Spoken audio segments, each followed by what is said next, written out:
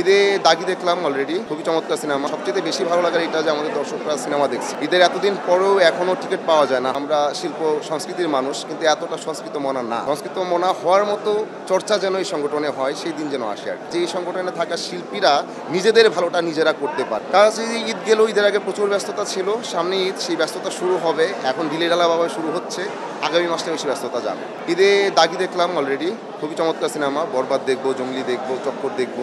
খুব ভালো লাগছে যে আমাদের দর্শকরা, সবচেয়ে বেশি ভালো লাগার এটা যে আমাদের দর্শকরা সিনেমা দেখছে।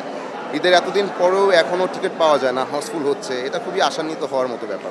না, অনেক প্রত্যাশা আমার প্রার্থীদের প্রতি তা না, কারণ এখানে প্রার্থী যারা আছেন তারা তো দায়িত্বে আসবেন, তারা তো কাজ করবেন, বরং আমরা সবাই মিলিয়ে আসলে কাজ করবো সংগঠনের ভালোর জন্য এবং আমাদের ইমেজের জন্য, এবং আমাদের সংগঠনটা যেন আসলে এখানে মননের চর্চা হয়।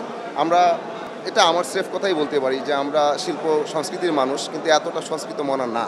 সংস্কৃত মনা হওয়ার মতো চর্চা যেন এই সংগঠনে হয়, সেই দিন যেন আসে আর কি। বিশেষ চাওয়া এইটাই, শিল্পীরা যেন নিজের কথা স্পষ্ট বলে, নিজের কথাটাই বলে, এবং এই সংগঠনটা যেন কখনোই হয় না যে শিল্পীদের ভালোর জন্য কাজ করা, শিল্পীদের ভালোর জন্য কাজ করবে, সেটার চাইতে যেন এটা হয় যে এই সংগঠনে থাকা শিল্পীরা নিজেদের ভালোটা নিজেরা করতে পারে, এবং এই সংগঠনটা যেন হয় আমাদের ওই ফসল তোলার এবং ফসলটা নিয়ে কথা বলার, আলোচনা করার, এবং ভবিষ্যতে কতটা ভালো করা যায়, এই ইন্ডাস্ট্রির জন্য কী কী ভালো হতে পারে, সেই আলোচনাটা যেন আমাদের হয়। এটা যেন শুধুমাত্র ওই যে কল্যাণ তহবিল বা ট্রাস্টি বোর্ড, একটা চ্যারিটি কাজ করে যাব, এই ধরনের সংগঠন যেন না হয় আর কি। এটা আমি আশা করি, এবং এটা হয়তো সবার সামনেও আমি এটাই বলবো, এখানেও তাই বলছি, যে আমাদের অভিনয় শিল্পী সংগঠন যেন আসলেই অভিনয় শিল্পী সংগঠন হয়, যেখানে আসলে আমরা আমাদের ইন্ডাস্ট্রির বেটারমেন্টের জন্য কথা বলবো, আমাদের বেটারমেন্টের জন্য কথা বলবো, এবং সেই চর্চাটা যেন এখানে আমরা করতে পারি।